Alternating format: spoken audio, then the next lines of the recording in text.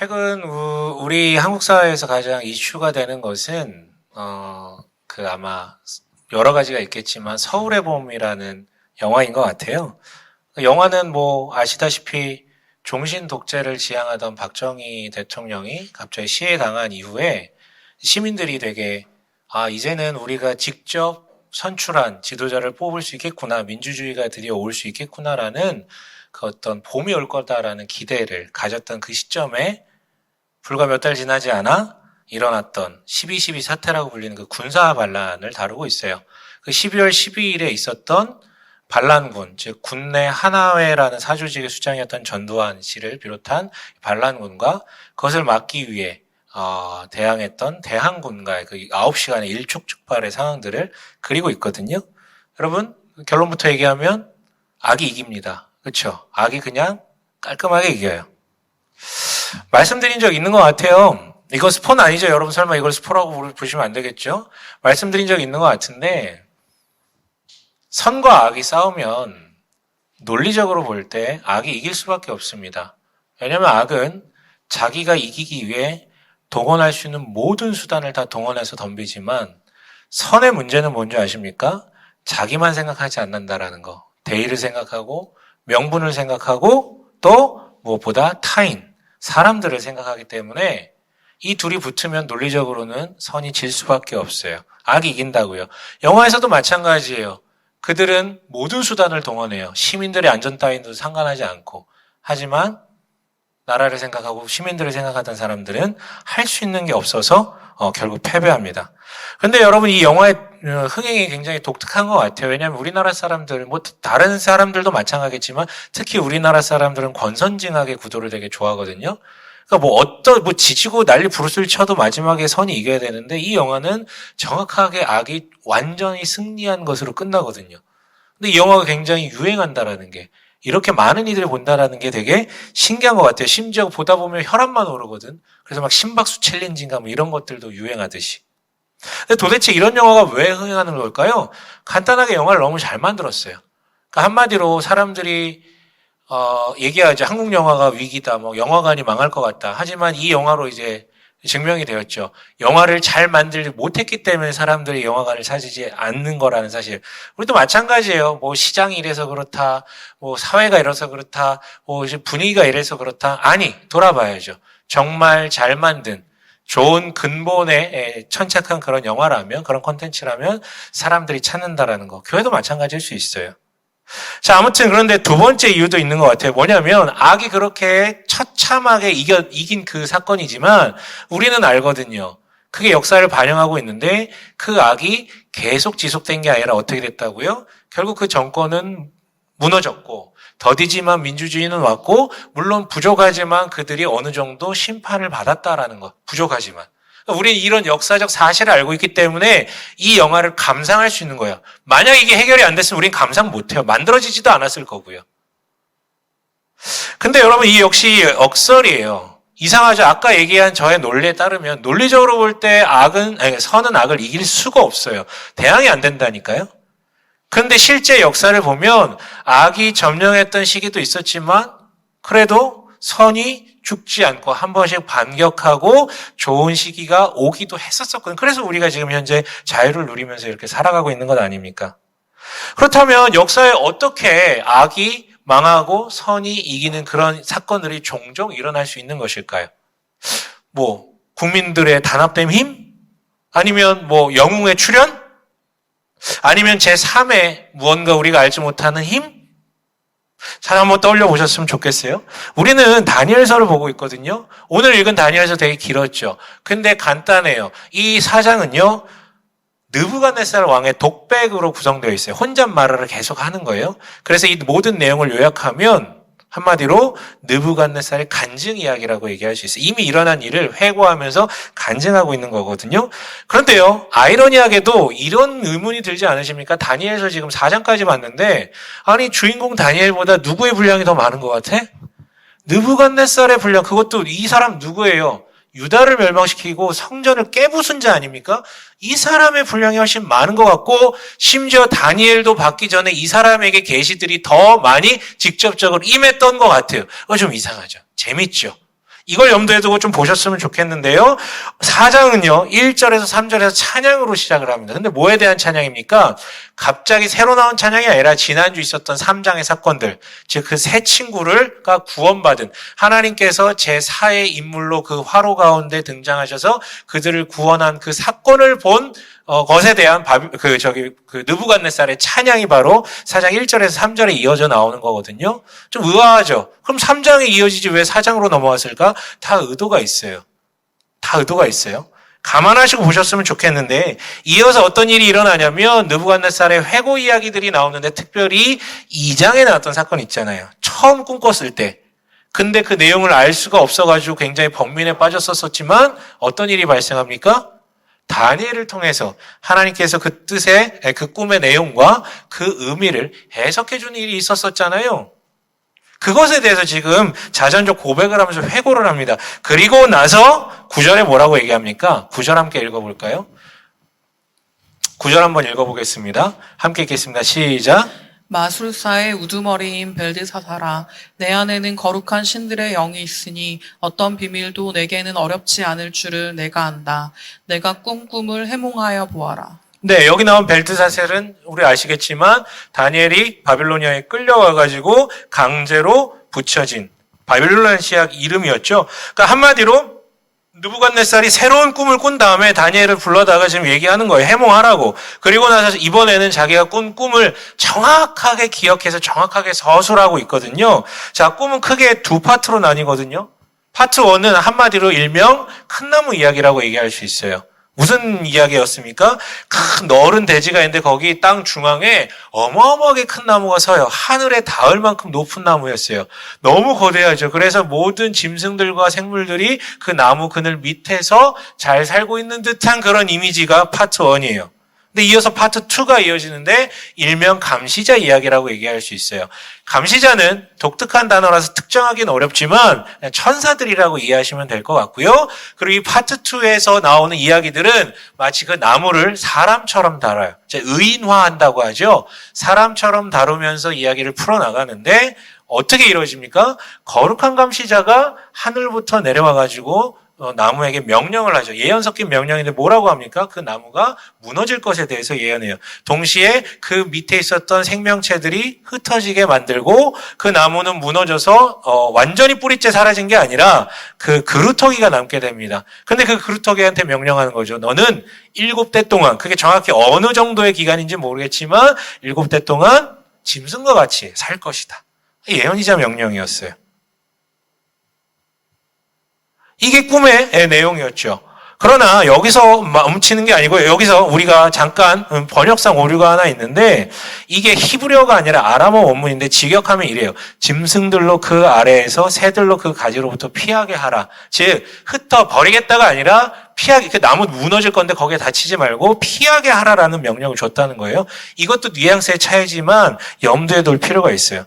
그런데 파트 2는 여기서 끝이 아니고요. 독특하게도 이 감시자가 이 내용에 대해서, 이 꿈의 내용에 대해서 해석하는 장면이 등장합니다. 독특하죠? 꿈을 꿨는데 그 꿈에 대한 해석까지도 꿈에 나와요. 자, 17절에 뭐라고 되어 있습니까? 함께 읽어볼게요.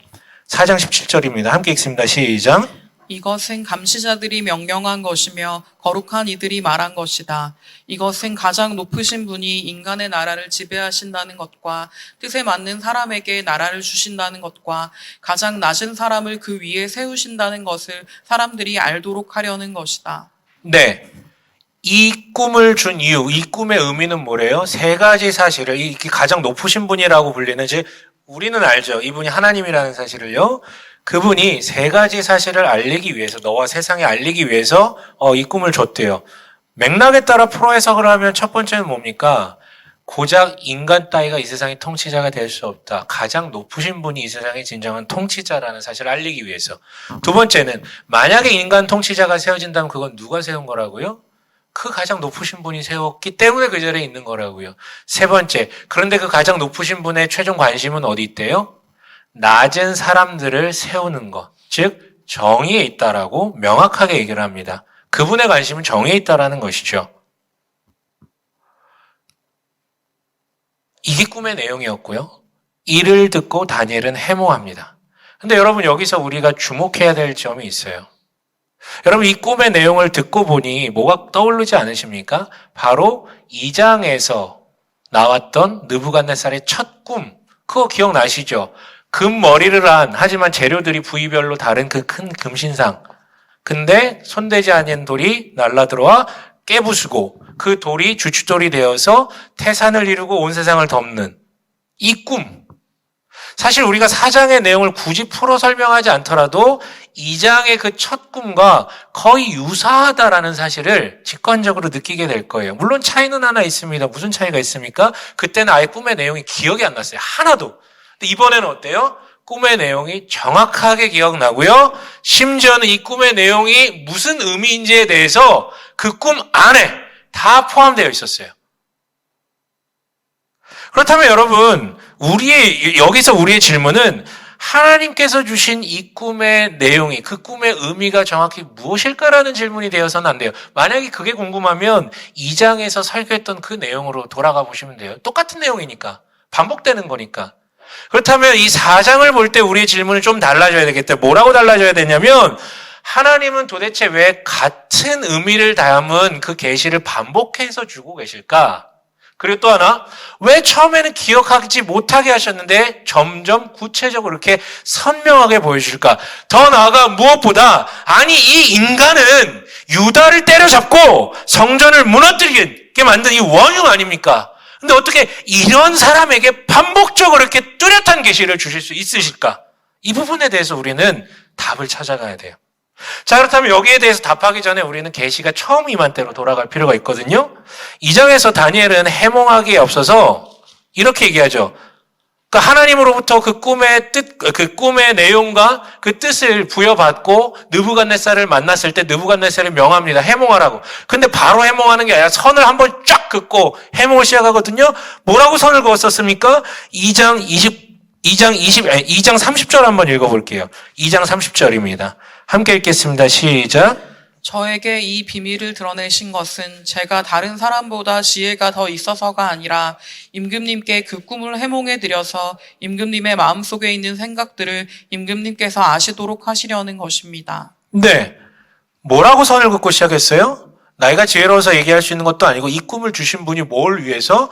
당신 속에 있는 생각을 끄집어내서 드러내시기 위해 주셨다라고 얘기를 하고 있죠. 한마디로 뭔 얘기예요? 당신 안에 그 기저에 있는 그 욕망이 무엇인지를 스스로 직면하게 하시기 위해 이 꿈을 주셨다고요. 그러면서 해몽하잖아요. 여러분, 그게 무슨 욕망입니까? 무슨 욕망이에요? 여러분, 이 느부갓네살 왕이라고 불리는 사람은 역사 속에서 정확하게 명명은 이렇게 돼 있어요.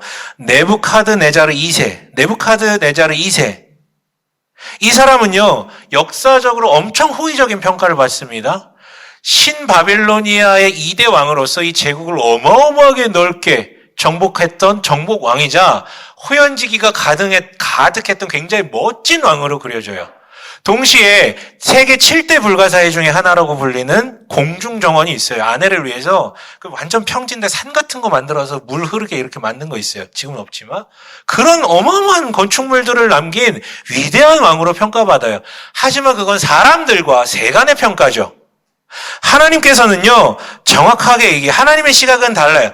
네가 그토록 정복 전쟁을 벌이고 네가 그토록 대단한 건축 사업을 벌였던 거, 네 입으로는 우리 나라를 위해서라고, 네 입으로는 더 이상 전쟁이 없게 하기 위해서라고, 네 입으로는 국민들을 위해서 그런 사업을 벌인 거라고 그렇게 소위 말해 씨부려서 하지만, 아니 솔직히 얘기해서 너는 그냥 네가 초인적 존재가 되고 싶어서 모두를 너의 발밑에 굴복시키기 위한 그 욕망 하나로 이렇게 산 것뿐이야. 대의를 위해서라고 하지 마. 거짓말하지 마. 그것 때문이야. 그런데 네 꼬라지를 봐라. 정작 그런 권력을 얻으면 뭐하냐. 한밤에 꾼 꿈 하나가 기억이 안 난다고 번민 가운데 빠져가지고 미쳐 팔짝대는 너의 모습은 얼마나 불쌍한가. 그래서 2장에 부여된 그 첫 번째 꿈을 통해서 뭘 얘기하십니까? 권력과 제국은 어차피 무너질 것들이니 그것들을 의존하지 말고 네가 스스로 그런 강대한 제국을 세우려고 열심과 노력과 욕망을 드러내지 말고 하나님이 진정한 통치자라는 사실, 그분만이 진정 왕이라는 사실을 받아들이고 하나님의 뜻대로 정의로운 통치를 펼치라고요. 그래서 그 꿈을 주셨던 거예요. 그런데 여러분 잘 아시죠? 그때 그 해몽을 들었던 느부갓네살은 어떻게 반응합니까? 우선 너무 기뻤어요. 왜냐하면 자기가 꿈이 그게 맞는 것 같거든. 하지만 변화된 것은 아무것도 없었어요. 우리 아시죠? 그 꿈에서 봤던 신상의 이미지 그대로 어떻게 했어요? 3장에 가서 그대로 금으로 완전하게 현실로 만들어가지고 세워놓고 거기다 다 절하며 복종하라고 하잖아요. 예, 여러분, 그 뚜렷한 계시를 마주하여 자신이 변화된 게 아니라 어떻게 했다고요? 그 계시를 자신이 살아온 대로의 방향성을 공고화하는데, 강건하게 만드는데 그 수단으로 활용해 버렸어요. 여러분, 이러한 방식을 제가 뭐라고 언급했습니까? 느부갓네살적 말씀 읽기라고 얘기했잖아요. 그런데 어떤 일이 일어났었습니까? 이 세 친구가 절하지 않네요. 그런데 여러분 그거 아세요? 제가 지난주에 이 3장, 이 세 친구가 절하지 않은 사건을 언급할 때 뭐에 주안점을 뒀냐면 세 친구의 시각에 주안점을 뒀어요. 그래서 그리 아니하실지라도 라고 하는 그 말에 담긴 믿음이 얼마나 대단한 것인지를 얘기했거든요. 근데 여러분 반대로 보시면 놀랍습니다. 느부갓네살의 입장에서 보면 그 세 사람이 절하지 않은 것 그 자체가 뭐였을까요? 그게 계시였어요. 네가 아무리 광대한 권력을 갖고 모두를 굴복시키고 싶을지라도 너에게 절하지 않는 사람들은 반드시 계속 나올 것이다라고요. 절대로 네가 모두를 굴복시킬 수 없다라고요. 그거 자체가 계시였어요. 여러분 계시가 신비적으로 뭐 꿈, 환상 이런 것만 통해서 임하는 게 아니라 그냥 일상의 사람들을 통해서도 굉장히 많이 우리에게 보여주세요. 명백한 계시였어요. 그런데 그는 그 계시를 보고 마음을 되돌려 하나님을 통치자로 삼는 방향으로 나가는 것이 아니라 어떻게 합니까? 이게 찔리는 순간 회개한 게 아니라 분노예요. 속을 들켰거든. 저 자식들 나한테 절 안 해? 7배나 되는 온도의 화로 가운데 쳐넣게 만들죠. 말씀드렸죠. 그 7배나 되는 온도라는 게 바로 그가 얼마나 분노한 온도를 가르치는 상징이라고요. 너무 분노하면서 그 아까운 신하를 그 선하고 의로운 자들을 죽이려고 합니다. 그런데 어찌 됩니까? 하나님이 불 가운데 그들을 구하시는 장면을 목격하게 돼요. 그래서 오늘 4장 1절에서 3절에서 찬양하잖아요. 예, 여러분 이게 느부갓네살에게 등장한 두 번째 계시의 정체였어요. 그런데 결론은 어떻게 됩니까? 이런 일이 있었음에도 불구하고 변한 건 여전히 아무것도 없었어요. 찬양을 했지만 여전히 계속 그렇게 그래서 오늘 세 번째 꿈을 주신 거예요. 이게 여러분 느부갓네살 말씀 읽기에 반복이죠. 여러분 앞서 물었죠. 왜 비슷한 꿈을 반복해서 주시냐고요. 간단해요. 안 변하니까.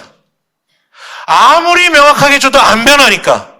또한 왜 이번에 더 구체적으로 해석까지 첨부해서 다 주셨냐고요? 다 기억나게 하셨냐고요?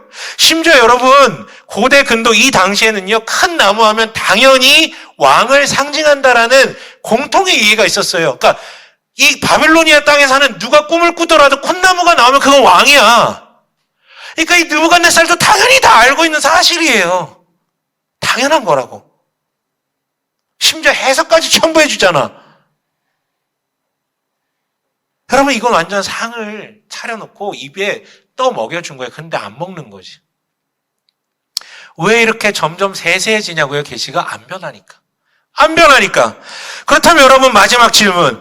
왜 도대체 이렇게 잔악무도해 보이는 유다를 멸망시키고 성전까지 무너뜨린 이런 자에게 이렇게까지 계시를 주시고 도대체 왜 이 사람을 이렇게까지 변화시키려고 하시는 것입니까? 하나님 왜요? 편애하시는 겁니까? 간단해요.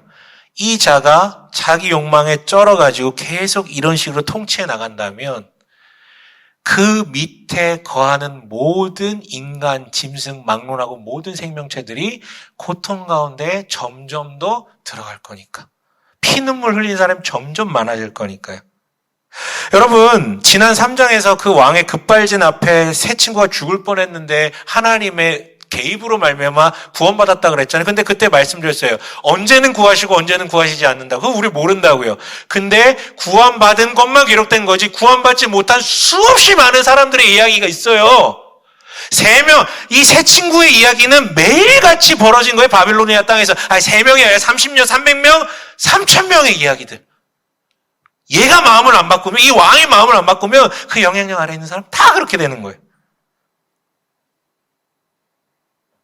여러분, 하나님이 이렇게까지 하신 이유는요, 하나님의 눈에는 이 역시 그냥 불쌍한 한 인간이기 때문에 돌이키기를 원하는 마음이었지만, 또 하나는 이 사람이 바뀌어야 그 밑에 있는 낮은 사람들이 자유를 누릴 수 있기 때문에, 해방되기 위해, 정의를 구현하시기 위해서 그렇게 하신 거예요.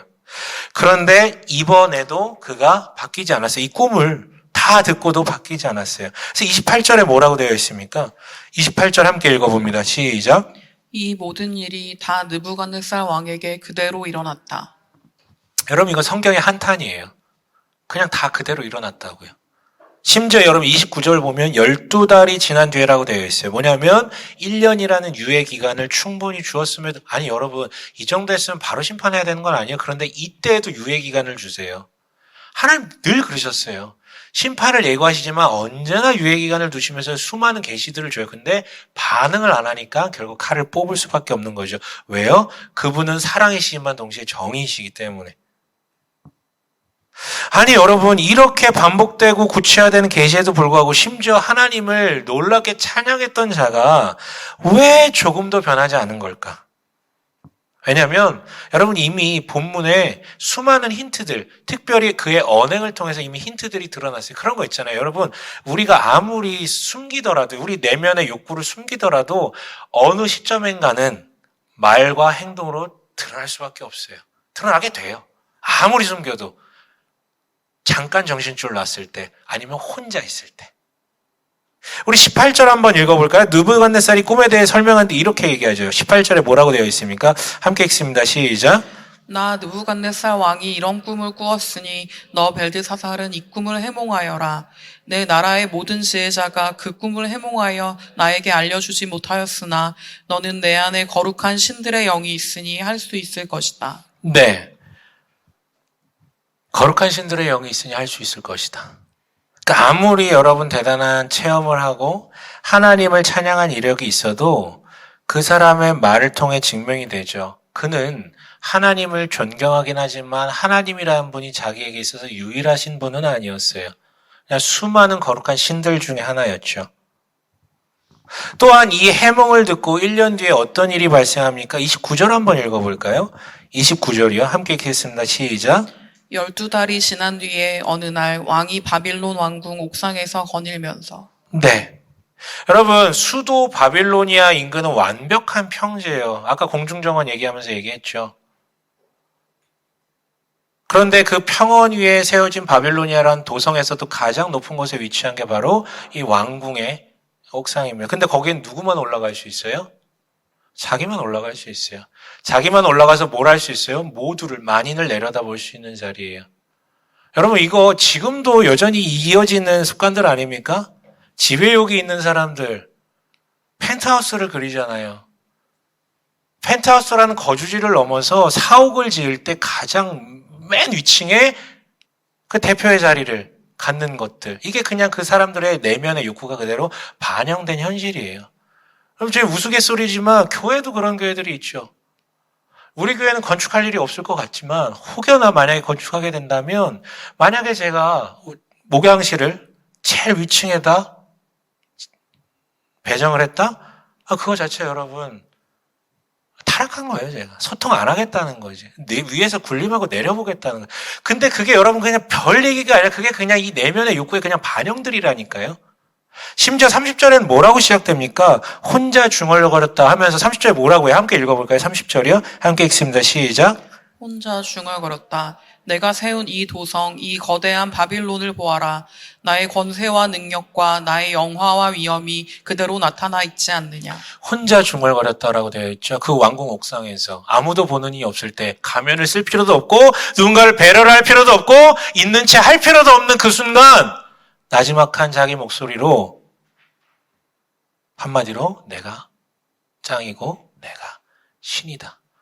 우리도 똑같아요. 여러분, 집에 혼자 있을 때, 아무도 신경 쓰지 않아도 될 때, 누구도 나를 보는 이 없을 때, 그때 우리의 진심과 본성이 드러나게 돼 있거든요. 그런데 이처럼 그의 심중의 진실이 최고조로, 욕망이 최고조로 드러나며 자기 도취에 완전 쩔었던 그 순간 무슨 일이 일어납니까? 31절에 보면 지연되었던 심판이 이루어져요. 짐승과 같이 변모하게 된단 말, 미쳐버렸다라는 거예요. 그 미침의 정도가 실제 정신병 장난인지까지는 모르겠지만 돌아버렸다라는 거예요. 여러분 다시 얘기하지만 하나님은 사랑이시기 때문에 절대 심판을 원하지 않으세요. 하지만 정의이시기 때문에 마냥 악을 그대로 두실 수는 없어요. 그런데 여러분 주목해 보세요. 지금까지 느부갓네살에게 주셨던 이 반복되던 세 가지 계시의 내용들, 그 의미에 대해서 다 설명드렸잖아요. 근데 그 계시가 처음 보는 겁니까? 그 내용들, 그 의미들이 여러분 처음 들으시는 거예요? 아니지 않나요? 새로운 내용은 아니잖아요. 사실 이거 여러분이 우리가 맨날 보는 이 성경 처음부터 끝까지 반복되는 이야기 아닙니까? 무슨 내용인데요? 정말 너는 평안을 위해 그렇게 사는 거니? 정말 너는 사랑을 위해서 그렇게 사는 거니? 정말 너는 정의를 위해서 그런 선택들을 하는 거니? 정말이야? 그래서 너 정말 행복해? 그거 얻어서 행복해? 그렇게 살아서 괜찮아? 아니잖아. 결국 포장했을 뿐 결국에는 자기 중심적으로 살아가기 위해서 취했던 수단이자 표현들 아니었어? 정말 행복해 그래서? 아니, 더 이상 스스로 왕되려는 노력 내려놓고 모든 것을 지배하고 통제하려는 욕구 내려놓고 여전히 너와 이 세상을 주관하시는 가장 높은 그 한 분 하나님만 왕으로 받아들여. 그럴 때 너에게도 그리고 너의 우산 아래에 있는 모든 이들에게도 샬롬이 찾아올 것이다. 맨날 똑같은 얘기잖아요. 죄송해요. 이렇게 표현해서. 네. 똑같은 얘기예요. 느부갓네살에게 임한 계시도 똑같은 얘기고요. 우리가 맨날 마주하는 이 성경 똑같은 얘기예요.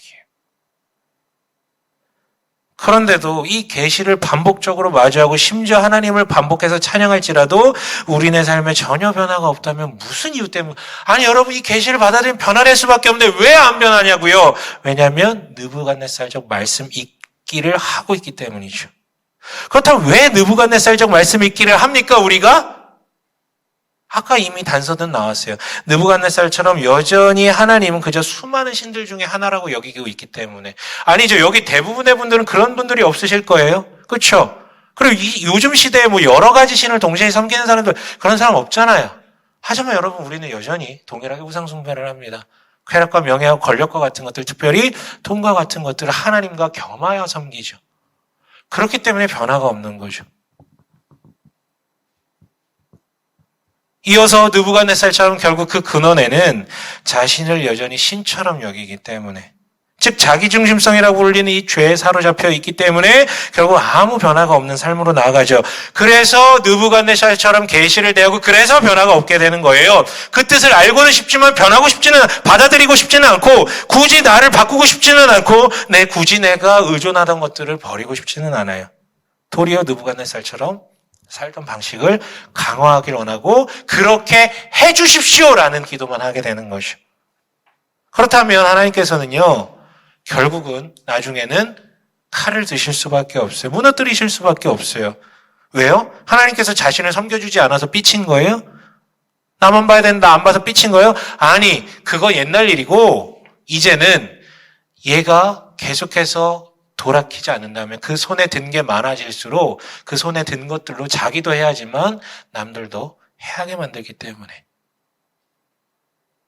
그런데 여러분, 이런 느부갓네살적 말씀 읽기가 아니라 정말 하나님의 계시를 있는 그대로 수용하는 방식의 수용적 말씀 읽기로 접근한다면 어떤 일이 발생할까요? 다시 얘기하지만 어마어마한 변화가 찾아올 거예요. 정말이에요. 그 계시를 정말 마주하게 되면 정말 큰 변화가 찾아와요. 근데 특별히 이 다니엘서에서 말하는 변화는 뭐냐면 더 이상 분노가 아니라 위로로 받아들이게 된다는 거죠.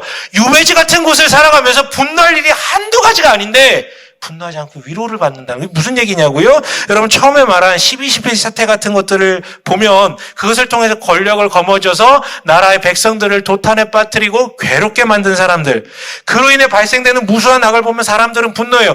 특별하게 그리스도인들은 거기에 한 발짝 더 나아가서 하나님에 대해서 분노하게 되죠. 왜 가만히 두시냐고요? 왜 가만히 저 악을 가만히 둬서 나를 힘들게 하고 이 착한 사람들을 이렇게 괴롭히게 만드냐고요? 분노하게 돼요. 왜 가만히 계시냐고요. 근데 다니엘에서는 이 계시는 우리한테 명확하게 얘기하죠. 하나님은 단 한순간도 가만히 계신 적 없다고요. 절대 가만히 계신 적 없다고요. 그래서 심지어는 유다를 무너뜨리고 성전을 파괴한 느부갓네살에게마저 반복해서 계시를 보여주셨다고요. 근데 걔가 듣지를 않은 거라고요. 그래서 여전히 악은 강력해진 것이라고요. 그러나 또 상관이 없어요. 왜냐하면 그 하나님께서 언제가 될지는 모르겠지만 그 악을 두고 보시지만은 않고 언젠가 심판을 통해 정의를 반드시 세울 것이 분명하니까. 그래서 여러분 맨 처음에 얘기했잖아요. 논리적으로 보면 선은 악을 이길 수가 없어요. 절대. 근데 논리를 벗어나 역사 속에 선이 악을 이긴 그런 사례들이, 그래서 우리가 자유롭게 살 수 있는 이런 일들이 왜 발생하냐면 인간들이 노력했기 때문이 아니라 보이지 않는 곳에서, 자각하지 못하는 곳에서 하나님께서 계속해서 일하셨고 계시를 통해 보여주셨기 때문에 믿는 자에게도 믿지 않는 자들에게도 선이 무엇인지 정의가 무엇인지,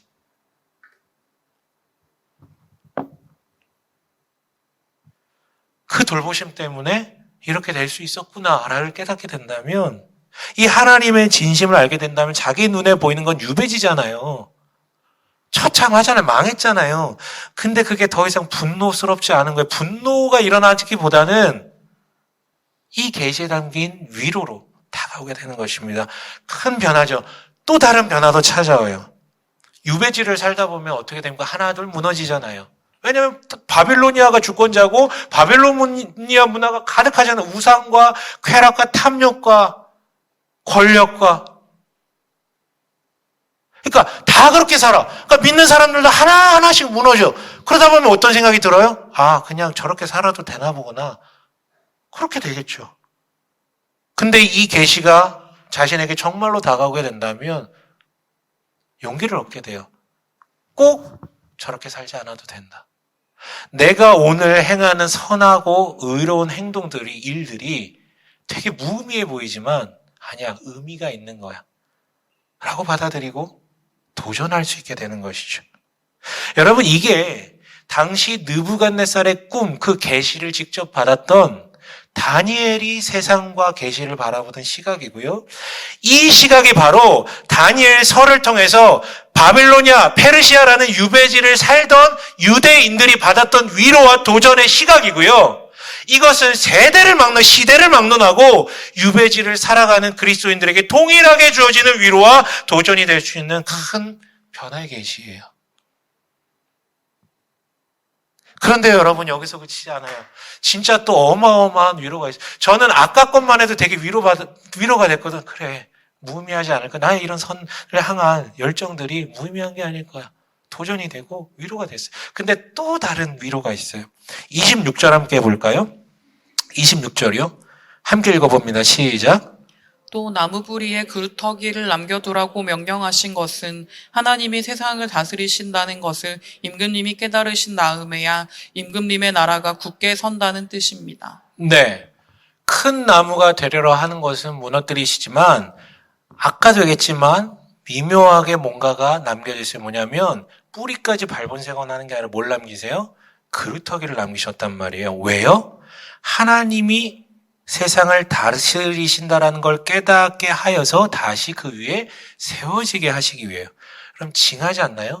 저는요, 지금 생각이 안 나는데 어디 나온 구절인지 모르겠지만 악인들에게도 동일하게 해를 주시고 동일하게 비를 내려주신다라는 구절이요, 옛날엔 싫었어요. 왜? 왜 저런 놈들 가만히 두시는 거야? 왜? 근데 지금 너무 위로가 돼요. 왜요? 나도 그 악인 중에 하나일 때가 많으니까. 여러분, 우리가 유배지를 살다 보면 그런 문화 속에 둘러싸여서 살다 보면 실수하게 돼요. 넘어지게 된다고요. 하나님 욕하게 된다고요. 일탈하게 된다고요. 돈을 쫓게 된다고요. 사람을 해하게 된다고요. 하고 싶지 않은데 그럴 때가 있어요. 근데 그루터기는 남기신다잖아요. 계시를 계속 주시는데 끝까지 듣지 않다 하더라도 그루터기는 남기신다고 하잖아요.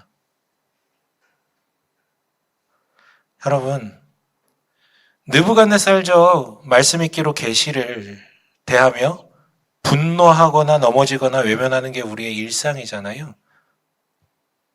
하나님 자체를 목적 삼으며 그리 아니하실지도라고 고백하기보다는 그렇게 하셔야만 합니다라고 주장하는 거. 하나님 자체가 목적이 아니라 하나님의 떡고물이 목적이 될 때가 많잖아요. 그게 지금 우리의 현실이잖아요. 유배지를 살아. 그런데 완전히 완전히 뿌리를 뽑지 않는다는 그루터기 남기신다는 거예요. 결코 우리 자체를 버리지 않으신다고요. 그리고 그 위에 다시 세워갈 거라고요. 어떠세요, 여러분? 4장은 그래서 일관되게 얘기해요. 하나님의 통치는 너를 떠난 적이 없다고요. 하나님의 통치는 이 세상을 떠난 적이 없다고요. 이 4장이 말하는 계시가 우리 마음에 가득 차게 되면 여러분 이처럼 흔들림 없는 하나님의 통치에 대한 확신이 있다면 유배지에서도 유혹에 넘어가지 않게 되고 유배지에서도 결코 남들이 나를 파괴하게 두지 않게 되고 유배지에서도 평안을 누리며 유배지에서도 기꺼이 느부갓네살에게 도전하게 됩니다. 여러분 말씀 마칠게요. 벌써 다음 주일이 성탄주일이에요. 하나님의 통치가 영원하다라는 사실을, 하나님이 우리와 영원히 함께 하신다라는 사실을 우리 눈으로 확정되게 보게 하시기 위해서 그분이 이 땅에 내려오셨어요. 근데 여러분 그 메시아가 어디에 오셨습니까? 구체적으로? 여러분 다 알잖아요. 이거는 여러분 교회 안 다니신 분들 다 알잖아요. 어디에 오셨어요? 분명한 건 등촌동에 오시진 않았죠? 어디에 오셨어요? 어디? 베들레헴이라고 불리는 유다에서 가장 깡촌. 뭐 한 몇백 명 사는 마을, 작은 마을, 거기서도 어디요? 마구간이라고 불리는 곳. 아까 느부갓네살이 어디에 있었습니까? 왕궁의 가장 높은 곳에서 내려다보며 혼잣말로 중얼거리잖아요. 그게 그 마음에 있는 욕망이 언행으로 드러난 거예요. 똑같아요. 하나님도 언행을 통해 자신이 어떤 존재인지 보여주셨어요. 어디로? 베들레헴의 마구간으로. 그리고 여러분 그 탄생의 기쁜 소식을 제일 처음 마주한 사람들은 누구였습니까? 누구요? 밖에서 이런 날씨에 밖에서 양들을 치던 가장 비천한 목자들이 그 소식을 가장 먼저 듣게 됩니다. 일관되지 않나요? 아까 17절에 뭐라고 되어 있습니까? 감시자가 자신이 이 꿈을 해석해주면 뭐라고 얘기합니까? 마지막에 가장 낮은 사람을 그 위에 세우신다라는 그 말과 상통하잖아요. 여러분 다시 얘기하지만 하나님의 계시는, 하나님의 복음은 단 한 번도 변한 적이 없어요. 그런 면에서 권면드리고 싶습니다. 여러분 오늘 이 꿈에 아주 중요한 두 가지 이미지가 기억나셨으면 좋겠어요. 하나는 큰 나무, 하나는 그루터기. 참 직관적인 상징이거든요. 그리고 간단해요. 내가 왕이 되려는 그 죄성에 기반한 큰 나무가 되려는 그것이 잘려나가고 나를 둘러싼 모든 수식어들, 내가 끼고 있던 그 가면들 다 벗어던지고 하나님 앞에 정직하게 나와서 직면은 그루터기만 남기는 게 그런 거예요. 일부러 거지가 되라. 일부러 가진 거 다 버려라. 그건 결국은 행위 얘기를 하는 거고 그 얘기를 하는 게 아니라 정말로 다 내려놓고 민낯으로 하나님 앞에 서라는 거지. 그루터기. 달린 거 다 내려놓고. 그렇다면 하나님께서 그 위에 풍성함을 쌓아가신다라는 그런 제안이에요. 여러분 큰 나무가 아니라 그루터기를 지향할 때 우리에게 하나님의 통치의 풍성함이 이루어집니다. 그리고 되게 재밌는 표현이 있어요. 34절에 뭐라고 되어 있습니까? 34절이요. 함께 읽어볼까요? 34절입니다. 함께 읽겠습니다. 시작. 정해진 기간이 다 되어 나 느부갓네살은 하늘을 우러러 보고서 정신 되찾았고 그리고 가장 높으신 분을 찬송하고 영원하신 분을 찬양하며 그에게 영광을 돌렸다. 34절에 되게 재밌는 표현이 있어요. 하늘을 우러러 보고서 정신을 되찾았고. 여기 보시면 개역개정은 이렇게 번역하거든요. 함께 읽어볼까요? 하늘을 우러러 보았더니 내 총명이 다시 내게로 돌아온지라. 여러분 이 어순을 기억하세요. 정신이 돌아와서 하늘을 봤다가 아니라 하늘을 우러러 봤더니 정신을 되찾게 되었다. 여러분 이 말이 느부갓네살의 이 목 관절 이렇게 이 구조에 대해서 이야기하는 걸까요? 아니요. 드디어 그루터기가 돼서 옥상 위에서 내려다보는 존재가 아니라 그루터기가 되어 하늘을 올려보게 되었더니 정신이 되돌아왔다고요. 총명을 되찾게 되었다고요. 그리고 나서 하나님을 찬양하죠. 그리고 느부갓네살 이야기는 여기서 끝나요. 여러분 부디 자신을 낮추고 하늘을 우러러보며 정신을 되찾고 그분만을 왕으로 섬기며 그의 통치를 받기를 원합니다. 나아가 할 수만 있다면 자신을 낮추는 것을 넘어서 진짜로 낮은 자들을 찾아가셨으면 좋겠어요. 여러분 몇 주 전에 서진규 목사님이라는 키 크신 분 와가지고 설교했었죠. 저는 그분의 메시지 중에 유일하게 기억해야 될 게 있다면 이거 하나라고 생각을 해요. 하나님이 보이지 않는다면, 하나님의 계시가 들리지 않는다면, 하나님이 느껴지지 않는다면 어디로 가라고요? 낮은 자들을 찾아가라고 하죠. 직관적인 이야기예요. 실제 거기에서 하나님이 많은 일들을, 계시들을 드러내시니까. 여러분 낮은 자들 찾아가셨으면 좋겠어요. 그런데 아직 마음의 준비가 안 되고 아직 어떤 것들이 준비가 안 돼서 그것이 좀 힘들다면 물질과 시간으로 동참하셨으면 좋겠어요. 이번 성탄절을 맞이하여 우리 교회는 여러 가지 사역을 준비하고 있죠. 우리끼리 즐거워하는 그런 거 별로 안 해요. 남들 돕기 위한 거. 그럼 거기 조금이라도 동참하셨으면 좋겠어요. 제가 1년에 2번 헌금 얘기하죠. 부활절하고 성탄절 때. 이웃을 좀 돕자고요. 그 돈으로. 좀 그렇게 참여하셨으면 좋겠어요. 마지막 하나만 더. 우리 주변에 여전히 느부갓네살을 살짝 삶을 지향하는 이들이 있어야 하지만 거기서 답을 찾지 못하고 헤매는 이들, 우리가 찾는이라고 불리는 분들, 그분들을 다음 주에 이 자리에 초대했으면 좋겠어요. 저는 그날도 물론 굉장히 짧게 설교할 거예요. 미리 얘기하자면 15분 설교할 거예요. 15분 넘어가면 혼날 것 같아가지고 누가 뭐라 그러더라고. 20분 하려고 그랬는데 뭐라 그러더라고. 그래서 15분으로 할 건데 제가 뭔 얘기하겠어요? 누구 얘기하겠어요? 내 얘기할까? 아니, 똑같은 얘기. 물론 재미없게 하면 안 되겠지만 똑같은 얘기. 맨날 듣는 그 계시. 그 계시를 듣고 또한 세상에서 잘 마주하기 힘든 목적 없는 환대 있잖아요. 다시 얘기하지만 이 자리에 데리고 오면 다리 몽둥이를 부러뜨려서라도 세례를 받게 하고 이런 거 아니라고요. 그냥 환대받고 경축하고 이웃을 위해서 나누는 자리에 동참하는 그 정도.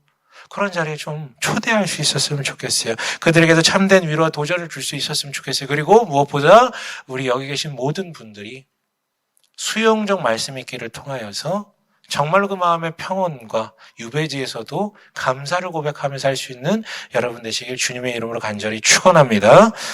아멘.